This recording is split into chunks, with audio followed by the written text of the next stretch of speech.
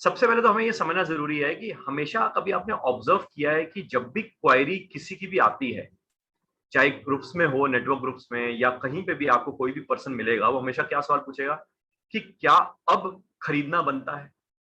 यानी कि मार्केट बढ़ रही हो तो भी एक ही सवाल है, क्या अब खरीदना बनता है। मार्केट टूट रही हो तो भी वो यही सवाल करेगा, क्या अब खरीदना बनता है। या खरीदने का एक दूसरा वेरिएशन भी है, क्या अब एवरेज करना बनता है।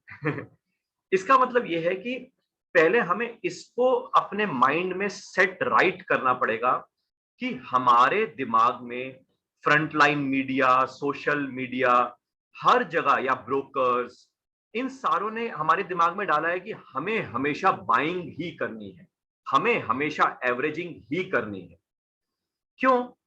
क्योंकि उनको ये पता है कि बाइंग मोड में रहेगा आम आदमी तो अल्टीमेटली उनको ट्रेल कमीशन या रिमेन इन्वेस्टेड वाला जो फायदा है उनको वो बनता रहेगा, ताकि आदमी हमें छोड़ के किसी और के पास नहीं चले जाएगा या किसी और एसेट क्लास में नहीं चले जाएगा। यानी कि उनको क्या फायदा है कि एक आदमी को हमेशा बाइंग की तरफ ही रखो, कभी भी उसको ये मत बोलो कि प्रॉफिट बुक कर ले या सेलिंग कर ले। एंड एक वीडियो हमने रिसेंटली अपलोड भी करी हुई है और अपने पोर्टफोलियो एजुकेशन के जो मेंबर्स हैं उनको तो हमने दी हुई भी है कि एक बार तो देख ही लो, एक बार क्यों दो बार देख लो कि 80% टाइम अगर मार्केट वॉलेटाइल रहती है या डाउन ट्रेंड में रहती है तो हमें क्या करना चाहिए। क्योंकि नॉर्मली तो मार्केट यही रहती है, 80% टाइम डाउन ट्रेंड में रहेगी या वॉलेटाइल रहेगी, तो हमें क्या करना चाहिए वो उस वीडियो को देख लो एक बार, तो उससे कई चीजें क्लैरिफाई हो जाएंगी।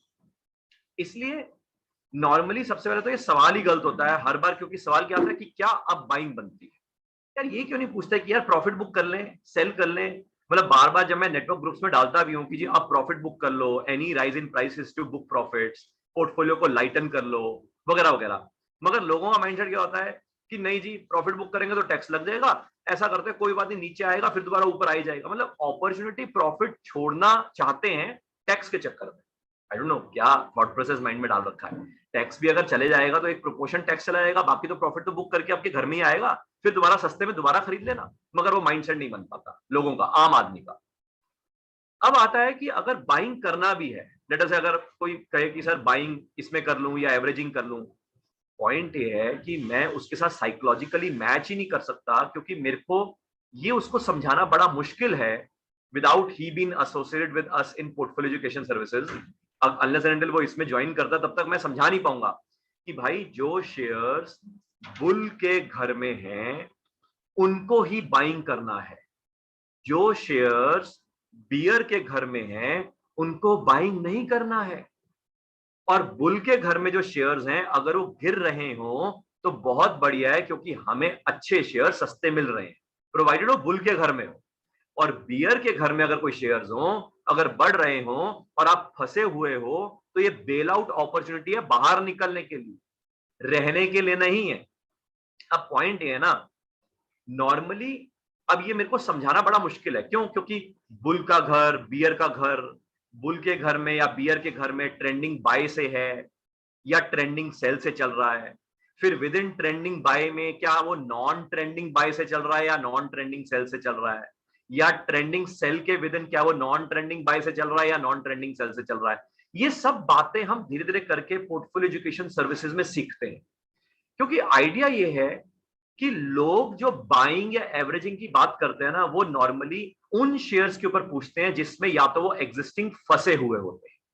जैसे जस्ट रिसेंटली एचडीएफसी बैंक और एचडीएफसी लिमिटेड में भरमार लोग फंसे हुए हैं। डीमर्जर की न्यूज सुन के कई लोगों ने खरीदा, फंसे हुए हैं। अब उनके कई बार मैसेज आते हैं, एचडीएफसी बैंक को एवरेज कर लूं क्या, या एचडीएफसी लिमिटेड को एवरेज कर लूं क्या।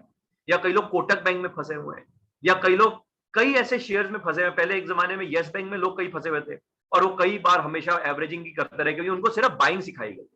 मैं तब भी चीख चीख के रह गया कि भैया कॉर्पोरेट गवर्नेंस का इशू है, डाउन ट्रेंड का शेयर है, बियर के घर में है। मगर लोग क्या कहते हैं, नहीं नहीं, good time to buy, good time to average. लो एवरेज करिए हो फिर। तो एवरेज 400 रुपए का शेयर एवरेज करते करते 12 रुपए हो गया, 13 रुपए हो गया, 14 रुपए हो गया। ये समझना अगर नहीं आएगा ना लोगों को, क्योंकि लोगों को लगता है यार सीखने के लिए पैसा क्या लगाना है, शेयर में लगा के देखते हैं, लगा के देख लो, फिर जो होगा वो हालत समझ आई रही है। एक तो ये है कि जिसमें लोग फंसे हुए होते हैं उन शेयर्स के बारे में पूछते हैं कि क्या मैं इसको एवरेज कर लूं या मैं इसको बाय कर लूं। या जिन शेयर्स में उनकी लाइकिंग होती है ना, जो उनके शेयर्स पसंद होते हैं उनको, जैसे कई लोगों को शेयर ना रिलायंस बड़ा पसंद है, तो उनके लिए हमेशा क्या आएगा सवाल, सर रिलायंस खरीद लो, या इस टाइम पे रिलायंस में बाइंग तो बनती है ना, या इन्फोसिस पसंद है, इन्फोसिस में तो बाइंग बनती है ना, या अदानी एंटरप्राइजेस पसंद है, अदानी एंटरप्राइज में तो बाइंग बनती है ना। पॉइंट ये साइकोलॉजिकली मिसमैच है, क्योंकि उनको वो समझ नहीं जो मैं समझाना चाहता हूं, और वो समझाना मेरे लिए बस की बात नहीं है मैसेज के थ्रू या ऑडियो के थ्रू, क्योंकि एक जर्नी। एंड कई लोग, मोस्ट ऑफ द लोग क्या करते हैं, निफ्टी का पूछ लेते हैं कि शायद निफ्टी के सहारे हम भी बचे रहेंगे।